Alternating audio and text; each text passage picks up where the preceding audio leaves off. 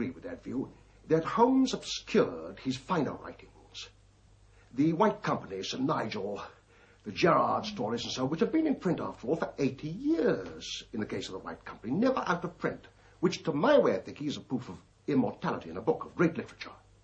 And he felt rightly that Holmes was obscuring his more important work. There's been a good deal of speculation as to who was the original for Sherlock Holmes. Was there a person on whom the character of Sherlock Holmes was based? The character, no. The methods, yes.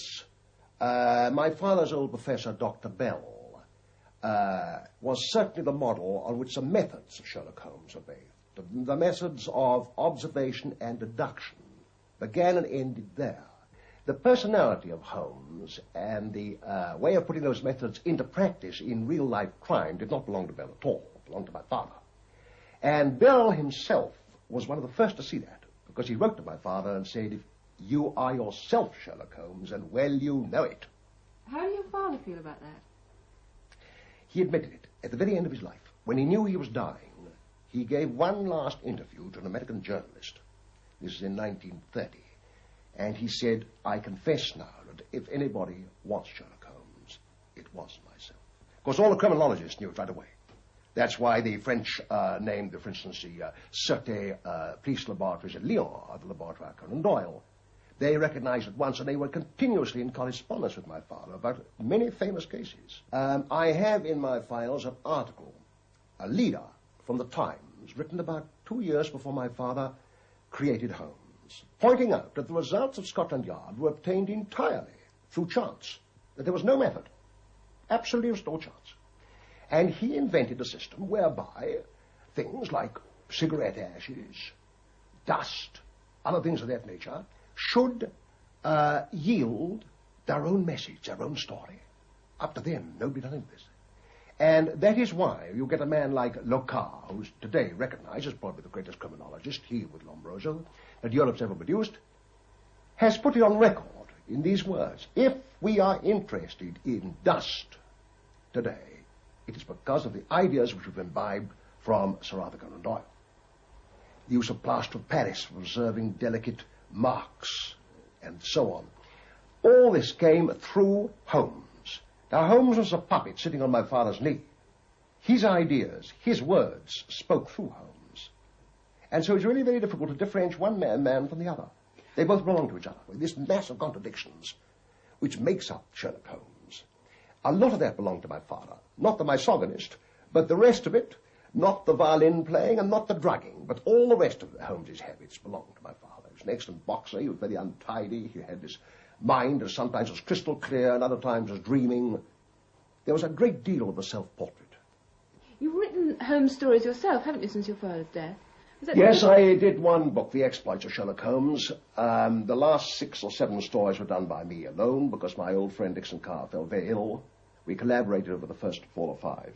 The remaining stories were written entirely by myself alone. Do you find the stories easy to write? No. Far more difficult than my father. Because, see, I know that if I go outside the picture, remember, he was brought up in that period, I was not. If I make one mistake, all his enthusiasts will be all over me. The Japs will be on my neck, the Russians will be on my neck, the English, the French, everybody who reads Holmes say, worthless son, he's made an error. And I made one. And had the whole lot on me. One only. I had the bell or the fire engine going in, I think it was in a story which I dated 1894, and I think the bell wasn't brought in until 1895. That was my own mistake. Could you tell me why you founded the Arthur Conan Doyle Foundation? What is its purpose?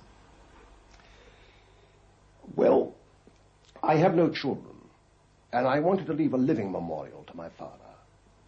And though my father was a patriot, a very great patriot, as his whole life proved, he was not a nationalist, he was an internationalist. And we're living, I think, today we're beginning to understand the meaning of the word internationalism. And I was determined if I made a foundation to my father, it should not be in England. It should be abroad, an English foundation abroad. Everything here is English. Everything is from my house, family house in England. The construction of the Sherlock Holmes room is an English room of the Victorian period and so on. And I have made, I believe I'm correct in saying, the only English cultural foundation on this side of the Channel. And I think the wisdom of my decision has been proved by the events, because we've had people coming from all over the world, all nationalities, to the Conan Foundation to see it. Of course, Sir Arthur Conan had enormous associations with Switzerland himself, didn't he? Yes, he did. They made Holmes an honorary citizen of Maringen, which is near this town, last year, which has never happened before in the history of Switzerland, that a character out of a book should have been made a member with voting rights of a Swiss town, which means, of course, the beginning of a new tradition, because in 100 years' time, they're going to say, but Holmes lived here. He has the proof. There's his citizen. Voting rights, everything. He must have lived here. We'd never have done this otherwise. You see, we're talking of Holmes again. It's always Holmes that we speak of when we speak of your father. Well, that's your fault. You've been asking questions. It isn't to do him justice, really. What was the writing that he was most proud of? Oh, without doubt, his historical novels. Because they did hold up a mirror to English history. And yet at the same time, they're fascinatingly interesting. And it took him a long time to write. And that's it. He was a craftsman. And in the White Company, he buried himself away for 2 or 3 years, you know. Read nothing but books on the 14th century, when his whole mind was soaked in that period. He picked up his pen and he wrote that immortal work. And I use the word immortal because it was written 80 years ago. It's never been out of print. Never. And I doubt if it ever will be, as long as people like good books. We were very close family, as you recall. Oh, very. Extremely close. I think I've suggested that in the fact my father used to come down and read his stories to us in the evening, so we were very united and a very devoted family.